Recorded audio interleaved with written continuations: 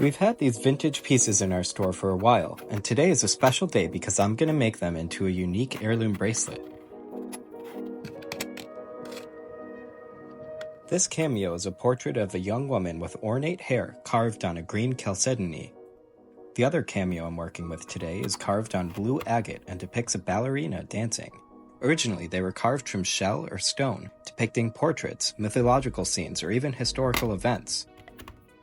Next, I have two oval-cut smoky topaz gemstones, also known as smoky quartz. Their color results from natural irradiation and the presence of traces of aluminum within the crystal. Moving on, I have four Mabe pearls. Mabe pearls, also known as blister pearls, are half pearls that are cultivated on the inside of a mollusk's shell. These ones were cultured in the warm waters of the Australian South Sea. I'm going to be connecting each link using jump rings. 4 of them will go between each link. First, I start with a piece of gold wire, and this one's just a bit too thick for this piece, so I need to make it thinner. For this process, I begin by grinding the end to a point.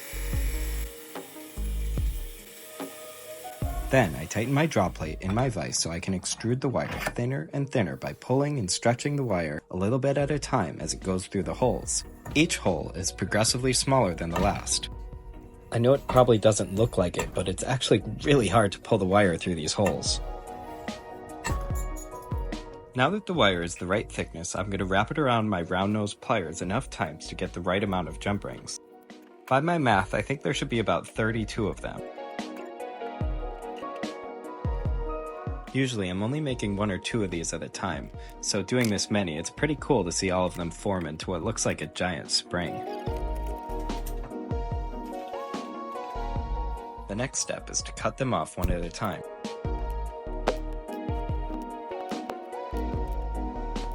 For the links, I find it's easiest to attach 2 of the jump rings together before I weld them onto the bracelet, compared to doing it after. Now that all the jump rings are put together into their links, I'm just going to lay everything out here and see how it's going to look.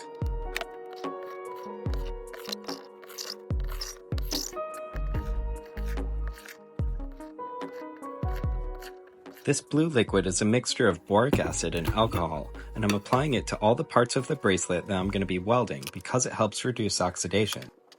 I find that if I skip this step, the welds come out messy and the bracelet wouldn't be as sturdy. I want these links to hold up for decades to come. Sometimes when I'm welding or soldering, I'll use my torch, but for something like this project, where the jump rings are so thin compared to the hefty gold links, I'll use my laser welder machine to get the job done. This machine uses a focused, extremely powerful laser beam. The laser beam is stationary and I need to move the pieces to the center of the focal point, which is lined up with the crosshairs inside my lens.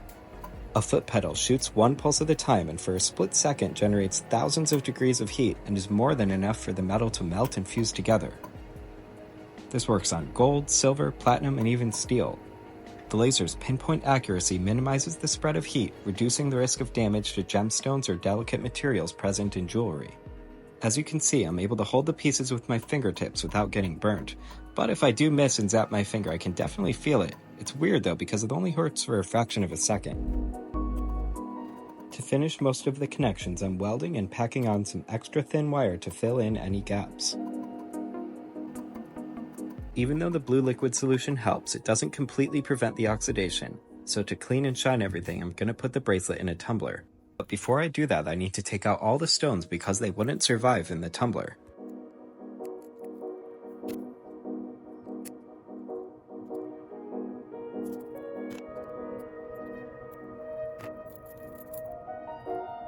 It employs a mixture of abrasive media such as stainless steel shot or abrasive compounds to gently remove oxidation, tarnish, or other imperfections from metal surfaces. It uses a rotary and vibratory motion to polish, clean, and finish jewelry pieces. The tumbling action ensures an even and consistent finish, enhancing the luster and shine of the jewelry while saving time and effort compared to the traditional hand polishing methods. As I get ready to carefully assemble all the bracelet pieces, imagine the stories each cameo could tell. Whose portrait is etched onto those delicate shells? How long ago were they made? Who made them? How did those pearls get here from Australia? These are the mysteries that make our bracelet more than just an accessory. It's a conversation starter, a piece of history to be worn on your wrist. Now that the bracelet is fully put together and welded, it's time to permanently attach the pearls. They'll be secured to the links by both glue and the gold holding them in. This glue is specifically made for jewelry and bonding things like pearls, opal, and many other materials to gold or silver. I use a 50-50 mix of the resin and hardener, and I only have about 10 minutes to work with this stuff before it starts to set.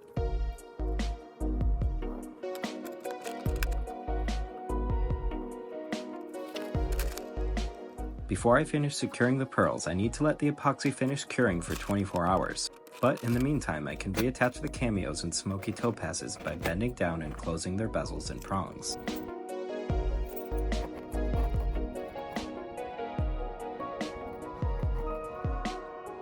After the glue finishes curing, I need to hammer down the lip of gold that's still sticking out around the borders of the pearls. I tap down the bezel wall a tiny bit at a time using this steel punch. I have to be really careful not to miss and hammer directly onto the pearl because it could scuff, crack, or even break. My microscope helps me stay directly on the gold. This is an intricate and tedious process.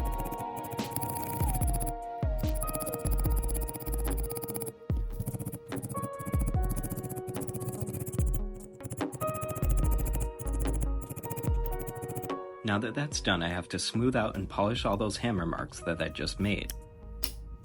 Again, I have to be extremely careful not to slip and grind on the pearls.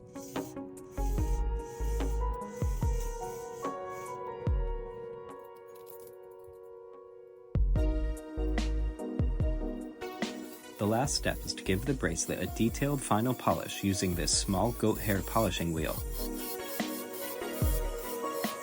This bracelet is more than jewelry. It's a testament to the artistry of the past, a celebration of nature's treasures, and a symbol of the enduring connections we weave with our own history. May this timeless piece be a reminder that the beauty of the past can be cherished today and treasured by those who will wear it into the future. If you've made it this far, I'd like to thank you for watching, and if you enjoyed this video, consider giving a like and subscribing to see more. I'll see you next time.